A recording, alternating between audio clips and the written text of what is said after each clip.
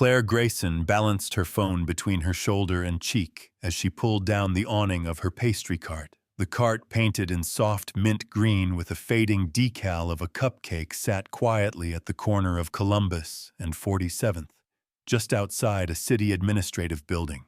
"Did you eat something real today, or just coffee again?" her younger brother said from the other end of the line. "Granola bar and 2 espressos." "That counts, right?" Claire gave a small sigh. "You are hopeless, coming from someone who bakes 12 hours a day and still forgets to eat lunch." She smiled faintly, folded her umbrella, and looked up at the thick gray clouds gathering above Manhattan Point. Taken. The rain came without warning, not heavy but persistent and cold. She had already locked up the cart for the day and was getting ready to bring the unsold pastries to the local shelter. Something she did often, without telling anyone. Then she saw it, a small piece of paper stuck to the leg of a nearby bench. It looked like trash at first glance, maybe a flyer or a torn receipt. But when she reached down to pick it up, her hands froze. It was a printed transaction invoice bearing the logo of a firm named Argent Core. A number stood out immediately. $278,000. The itemized list referred to medical equipment. Behind the paper was a signed wire transfer confirmation.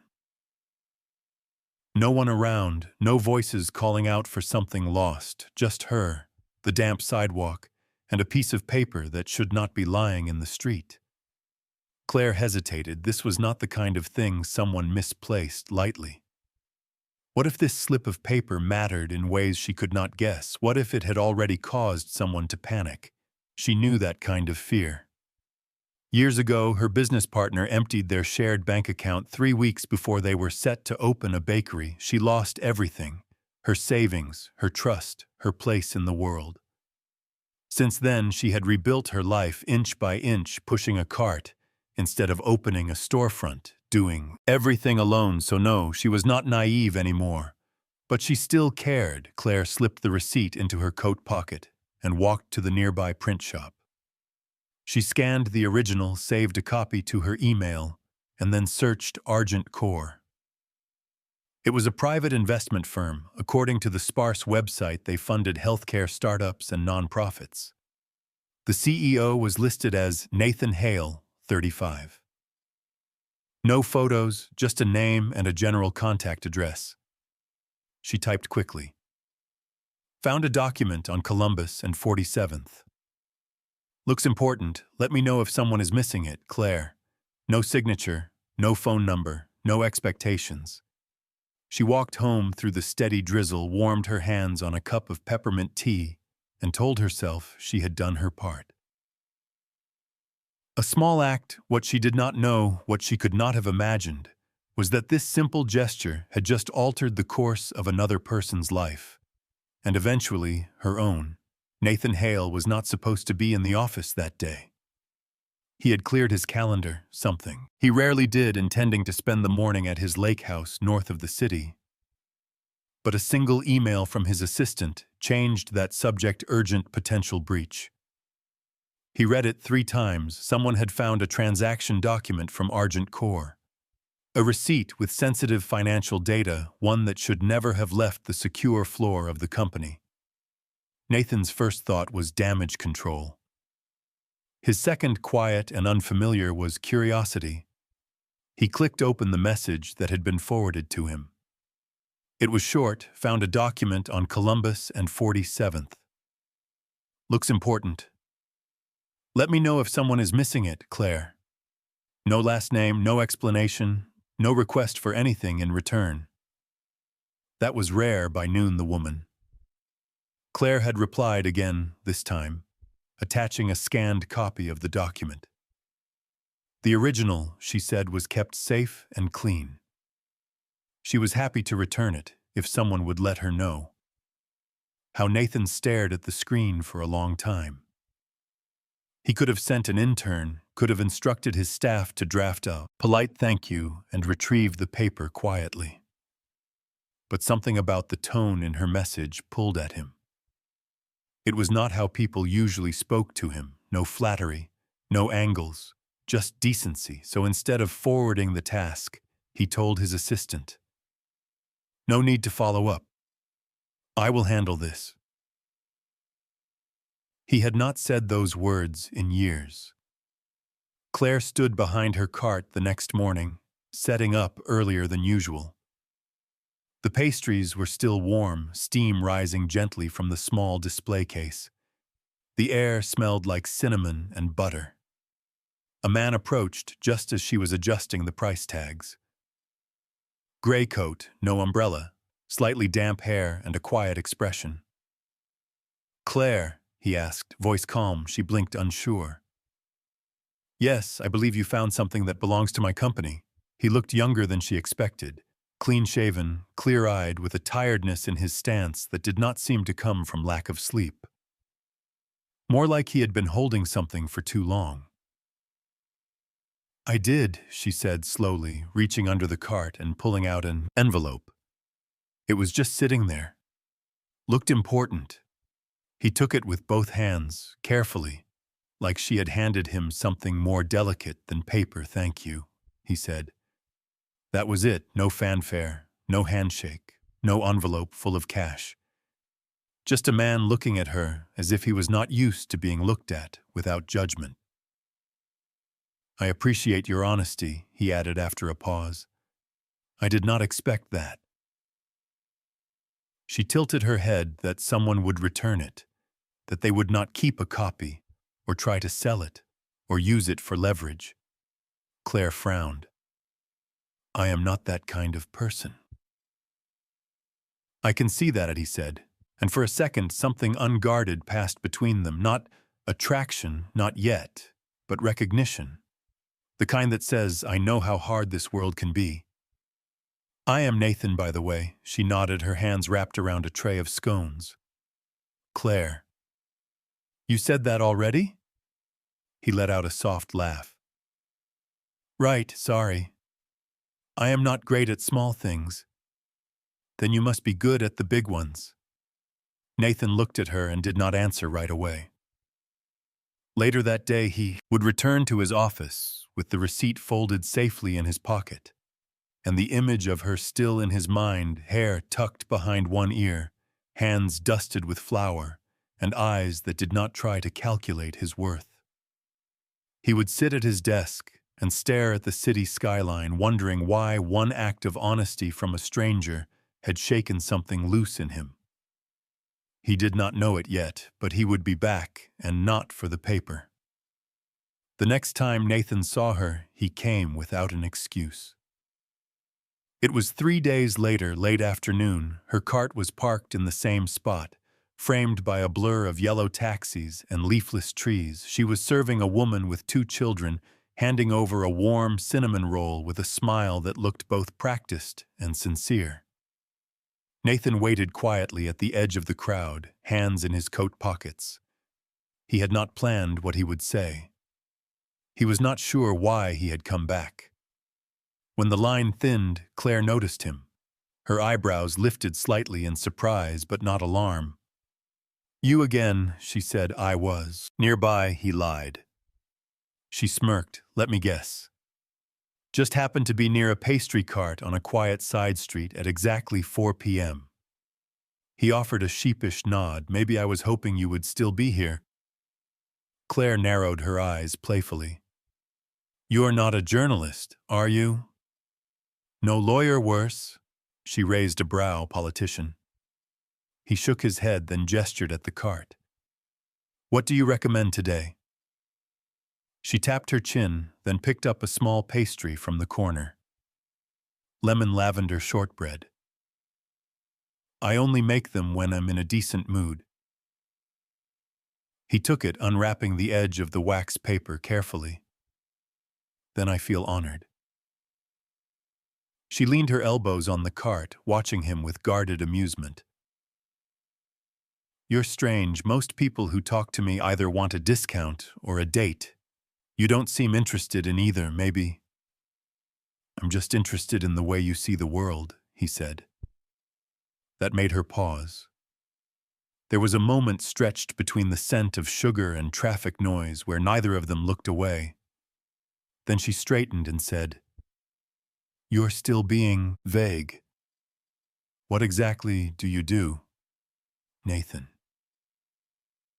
He hesitated. The moment to tell the truth had come and gone. Now it would feel like a reveal. An admission, a shift he was not ready for. "I work in investments," he said simply. Claire nodded slowly. "Figures you wear that kind of coat." He glanced down at the tailored wool fabric, then smiled. "That obvious?" "I've seen enough Wall Street types to recognize one," she replied. "But you're not like most of them, how so?" "You actually say thank you," she said. "And you didn't try to buy me off, Nathan's." Smile faded slightly. "I thought about it, but then I figured some things shouldn't be paid for." Claire looked at him, really looked, the way his voice lowered on that last sentence, the way he stood solid but slightly uncomfortable, like he wasn't used to being watched, without expectation. She changed the subject. "Want tea?" she asked.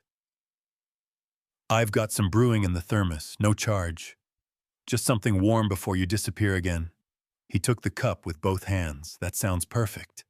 They stood there, quietly for a while, sipping in silence. Rain threatened again overhead, but held off.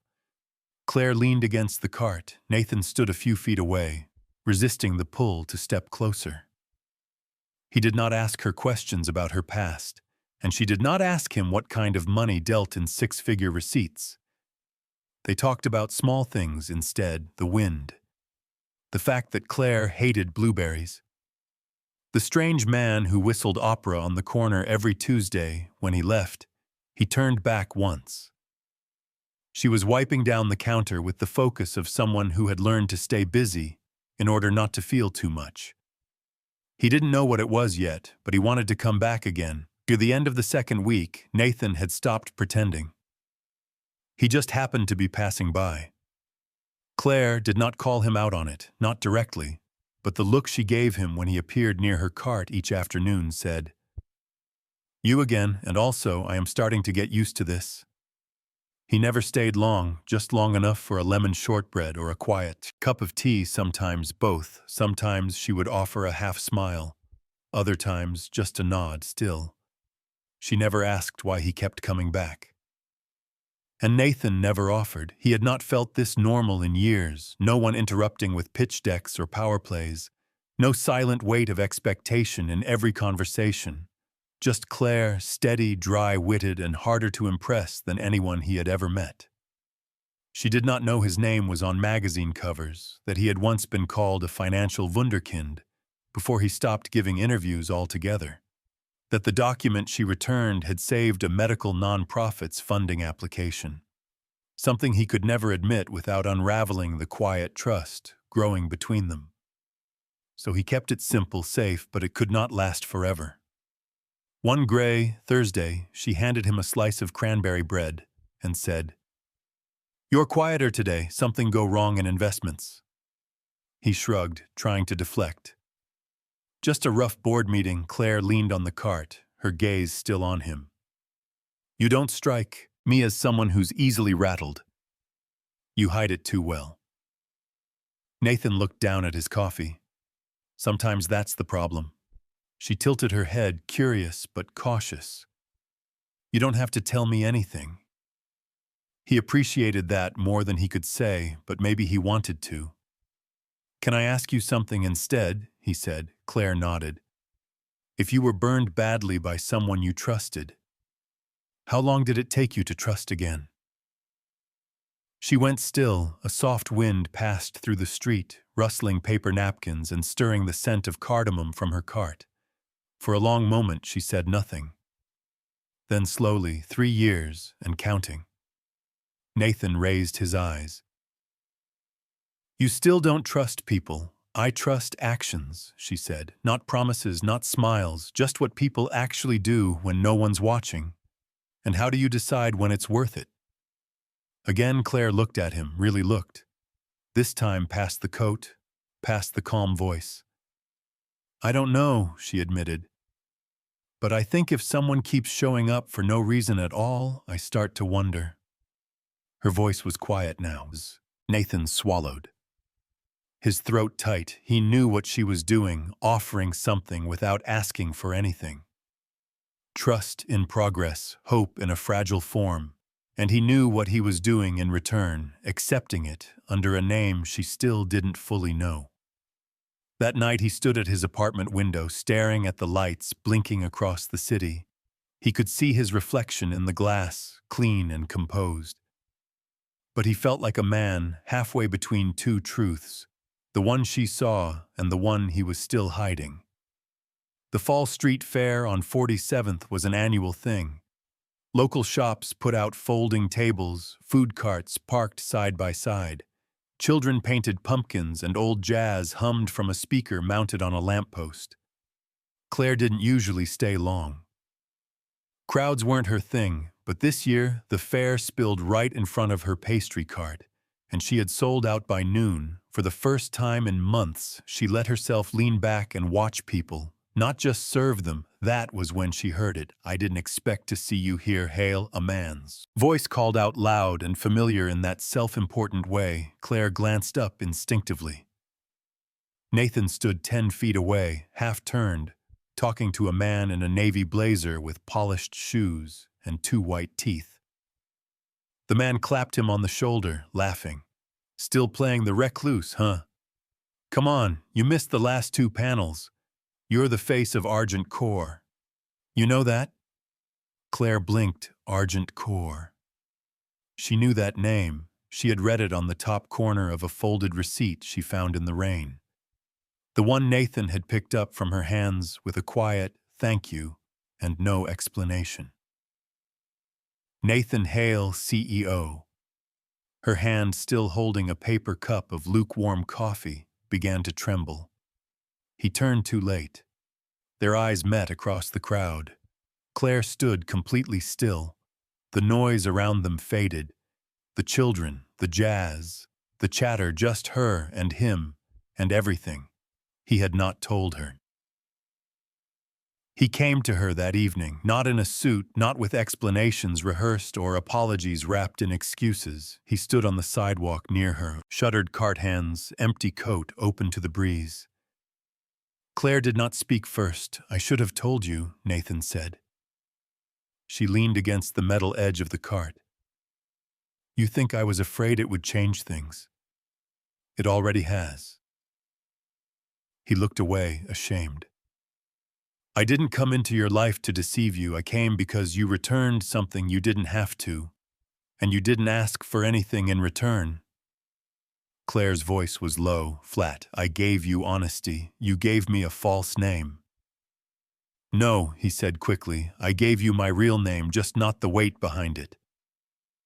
She stepped back. Her hands were no longer shaking, but her voice was raw. "Do you know how hard it was to trust again, to even talk to someone without wondering what they wanted?" Nathan nodded slowly. "I do. That's why I kept coming back. Because with you, I didn't feel like a CEO or a name on a building. I just felt like a person." Claire said nothing. He took a step closer. "I was going to tell you, I swear, but then I started to care more than I expected, and I didn't want to lose what we had before it even became anything." She looked down at the sidewalk, at the faint chalk drawings from the fair, now blurred by footsteps and time. "I don't care that you have money," she said finally. "I care that you let me believe we were equals when you knew we weren't playing the same game." Nathan swallowed hard. "You're right. And I don't know if I can just forget that." "I'm not asking you to," he said. "But I want to try again, without pretending, without hiding." She looked at him for a long time. Not with anger, not even hurt, just quiet disappointment. "You don't get to skip the part where you earn that," she said. Then she turned and walked away slowly, without slamming the door, but clearly Nathan stood there long after she disappeared down the block. Not because he was waiting, but because for the first time in his life he wanted to be seen without all the armor, and she had looked straight through it. It had been 4 days. Nathan had not come back. Claire told herself it was for the best, that honesty was only meaningful when it arrived on time, that silence could be a boundary as much as a wound. And yet, she caught herself looking down the street every afternoon just for a moment, just in case. Not because she missed him, because she missed how she had felt around him, the ease, the safety, the sense that maybe, just maybe, she could start again, but that feeling had come from a version of him that wasn't real. Or was it? That was the question she kept turning over. Had he been lying? Or had he simply been scared? And hadn't she, in her own way, done the same, built a version of herself around quiet defenses and polite distance? Guardedness wasn't always truth, either. That morning before opening the cart, Claire returned to her apartment and pulled something from the drawer where she kept old letters and receipts. It was the original paper, the one she had found in the rain. She had never thrown it away, even after scanning it, even after returning it, even after he left. She had kept it not as proof, but as something else, something she hadn't been able to name until now. The envelope arrived just before sunset, no logo, no signature, just her name written in ink across the front. Claire hesitated before opening it. Inside was a short, handwritten note. The penmanship was careful, as if each word had been considered more than once. Claire, you returned something that could have been exploited, ignored, or discarded, and you didn't even hesitate. I've spent years preparing for betrayal before it happened, managing people instead of knowing them. But you reminded me that not everyone wants something in return. Some people just care. I was afraid you would only see my title. You saw my silence instead. If this is the last thing I ever write to you, then you'll be grateful I got to say this. You changed something in me, Nathan. Claire folded the letter and sat with it for a long time. She didn't cry, but something softened in her chest. Not forgiveness, not yet, but maybe the beginning of it. She pulled her phone from her pocket, typed one. Line tomorrow, 7. Bring coffee and no suits. She hit send before she could overthink it, then set the letter beside the receipt. In the drawer, 2 pieces of paper. Both returned, both worth keeping. The street was barely awake at 7 a.m., just the early birds, nurses changing shifts, dog walkers tugging at leashes, the first bus whispering past, with half its seats still empty. Claire leaned against the cart with a paper towel in one hand, wiping down the metal edge, even though it was already clean. She was not nervous, that was what she told herself. The coffee arrived at 7:04, still hot, 2 cups, no logos. Nathan wore a sweatshirt and jeans and looked more like a neighbor, than a CEO. His hair was still damp from a shower, and his eyes, though tired, met hers without hesitation. Good morning, he said. Late, Claire replied. He nodded. 4 minutes, I'll dock my pay. She took one of the cups and raised it slightly. Let's see if you remembered. No sugar, a little oat milk. I paid attention, he said. Eventually, she sipped it. It was perfect. For a while, they stood in the kind of silence that felt full, not empty. Then Claire spoke. I read your letter. I meant every word, Nathan said quietly. I know. A car passed slowly. The air smelled faintly of roasted nuts from a vendor setting up half a block away. Claire looked at him, her voice softer now. I can't just go back to where we were. I wouldn't want you to, Nathan said. That version of me wasn't whole.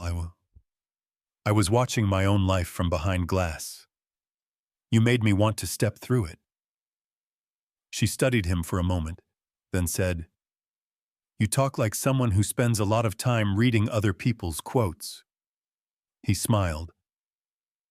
You're not wrong. I've been hiding behind smart words for a long time, and now, he said, I'd rather tell the truth and risk losing someone than keep pretending and lose myself. Claire didn't answer right away. Instead, she reached into the cart and pulled out a small wax paper package. "This one's on the house," she said.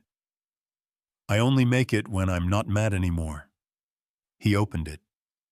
"One, lemon lavender shortbread," Nathan smiled. "I've missed this," she looked at him steadily. "I haven't decided what this is yet. We're not anything, not yet." "I'm not asking for anything," he said. "I just want to show up without a name tag, without a script, just me." Claire nodded once. "Then show up, and don't be late next time." He raised his cup in mock salute. "Yes, ma'am," she rolled her eyes, but couldn't stop the small smile from tugging at the corner of her mouth. For the first time, Nathan didn't feel like he was borrowing her trust. He felt like he was beginning to earn it. It started with coffee, then it became routine. Nathan showed up every morning, sometimes with fresh muffins from a bakery he'd never noticed before, sometimes with nothing but a quiet smile and 2 cups of coffee. Claire never asked if he'd cleared meetings for it, or how long he planned to keep coming. She just handed him a cloth to wipe down the cart when she saw him and said, "If you're going to stand there, might as well be useful." So he stayed, not to impress, not to prove, just to be there. One morning after a drizzle, Claire asked him to help restock the storage bin behind the cart. He did it without comment, his hands smudged with flour and cardboard. She caught herself glancing at him, noticing the way he squinted when reading labels, how he folded things a little too precisely, as if perfection made up for uncertainty. Another day, she found him crouched near the base of the cart, fixing a squeaky wheel with a borrowed wrench, you know. "Tools," she said, surprised. "I used to build things," he replied. Claire raised a brow, like what apps? He gave a crooked smile, "Birdhouses." "With my uncle, long time ago." She didn't ask what happened between then and now. He didn't ask why her voice always turned quieter when she mentioned her parents. One Tuesday, after the morning rush, Claire handed him a book. "No cover?" he asked, examining the worn paperback. "I tore it off," she said. "Too cheesy, but the story inside is good. It's about people learning how to start over. Figured might relate." He turned it in his hands, that obvious, only because you're trying too hard not to show it. Nathan laughed softly. "And you never try to hide anything." Claire hesitated. "Then honestly, all the time I just do it by staying busy." They sat on the curb that day, sharing slices of cranberry loaf and watching pigeons fight over crumbs. It wasn't dramatic, no revelations. But something shifted, like the weight between them had quietly changed from past missteps to present effort. Later that week, Nathan found a note tucked into the lid of his coffee cup. It was scribbled on a bakery receipt. "Just because you returned doesn't mean I forgot, but it means I'm watching Claire." He read it 3 times, then carefully folded it and placed it in his wallet, right next to a different piece of paper, one that once lay forgotten on a city sidewalk, half soaked and full of secrets. It was Saturday when Claire said it. Not with fanfare, not even as a question. "You ever been to the community garden on 12th?" Nathan blinked. "I didn't know there was one." Claire leaned her forearms on the cart, squinting in the sunlight. "Most people don't." "That's the point." He hesitated. "Should I go?" She shrugged. "I'm volunteering there. Sunday morning. You can show up or won't change whether I go." Then she turned to help a customer and the conversation was over. But Nathan felt the shift. She wasn't inviting him into her space, she was leaving the gate open and trusting he'd know what to do with it. The next morning, Nathan arrived at the garden just before 9. He wore old jeans and a faded shirt that hadn't seen daylight in years, no driver, no assistant. He carried a small brown bag with 2 blueberry scones.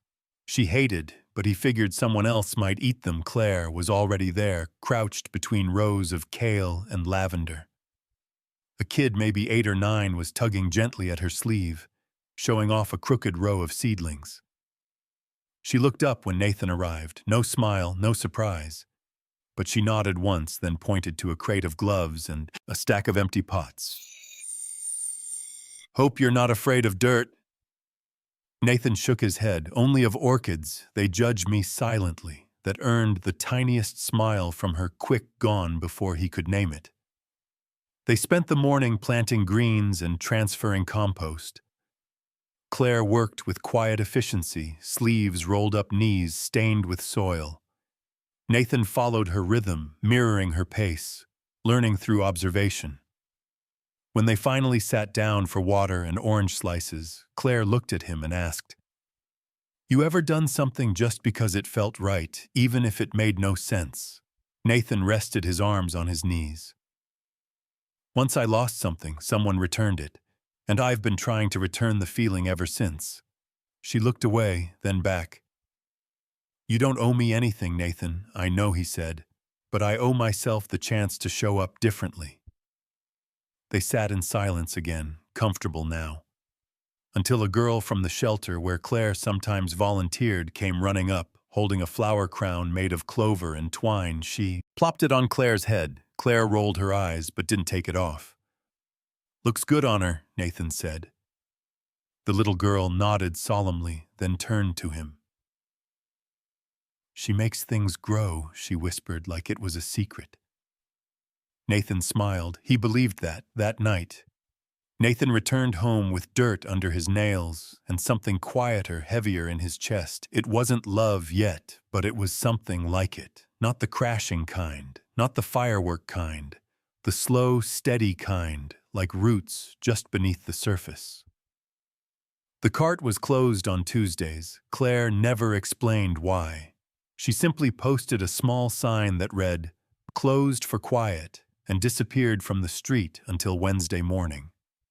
Nathan respected it. He never asked where she went or why. Until this Tuesday, he didn't mean to follow her. He had only passed through the park by accident, or so he told himself. That's when he saw her, sitting alone on a bench near the far pond. No phone, no headphones, just a book in her lap, unopened. She was still, the kind of stillness that didn't beg for company, but also didn't quite resist it. Nathan approached slowly. She didn't look up. "I'm not interrupting, am I?" he asked gently. Claire closed the book. "You're already here, so you might as well sit." He did. For a while, they just watched the ducks drift. Then she said, "My mom used to bring me here on Tuesdays before she got too sick to walk this far." Nathan turned to her quiet. "She used to say the water didn't talk back, but it always listened," Claire added. "I think I've kept that habit." Even after her voice trailed off, but he didn't fill the space with noise. He just listened. That seemed to be enough. When she finally stood to leave, he didn't follow. He just said, "Thank you for letting me sit beside you." Claire paused, then said, "Not many people know how." The next morning, the cart was back. Nathan arrived early, too early. He paced near the corner until the first streaks of sunlight touched the sidewalk. Claire showed up 10 minutes later, coffee in one hand, keys in the other. Impatient. "Today?" she asked. "Brought something," he said. She raised an eyebrow. "Is it edible?" He held out a worn second-hand hardcover book. Dust jacket, just faded navy blue cloth binding. "What is it?" she asked, taking it carefully. "Your mother's favorite. You mentioned it once, the one about the women in the summer house by the sea. It took me a while, but I found it in a used shop in Brooklyn." Claire opened the cover. Inside was a note written on a folded paper napkin for Tuesdays. "When the water listens, and someone else finally does too." She stared at it for a long time, then closed the book and looked up at him. Eyes unreadable. "This didn't cost much," she said. "No," he replied. But I meant every page. Claire took a slow breath. You're learning, she said softly, slowly. He replied. But I have a good teacher. It was Thursday when it happened. Claire had just locked up the cart early. Rain was coming. Thick silver-gray clouds stretched low over the city, pressing down like a weight. Nathan wasn't there. He had messaged in the morning. Board meeting. Was some. Might run late. Rain. Check on rain, she had replied with a thumbs up. Words. She told herself she didn't care, but part of her had waited. She was halfway home when her phone buzzed again, a different number. Unknown, Miss Grayson, this is Julie Becker. I'm a journalist working on a piece about Nathan Hale and his public image. I believe you're involved with him. Would you be willing to comment? Claire stopped walking, stared at the screen. Her pulse climbed uninvited. She didn't reply, but she didn't delete the message either.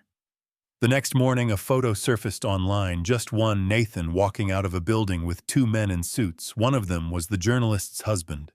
The caption read, Hale keeps a low profile, but sources suggest he's found a new strategy for repairing his reputation. Claire stared at it, a cold feeling rising in her throat.